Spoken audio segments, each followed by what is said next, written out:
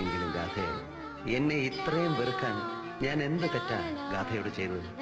എങ്കിലും എന്നെ ഇത്രയും വെറുക്കാൻ ഞാൻ എന്ത് തെറ്റാ ഉന്നോട് ചെയ്തത്?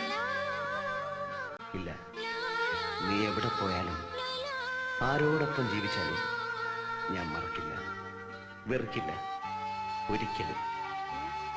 വരണ്ട. ഉണ്ണി വന്നില്ലെങ്കിലും എന്നെ മറന്നാലും ഞാൻ ഉണ്ണിയെ മറക്കില്ല, വെറുക്കില്ല, ഒരിക്കലും.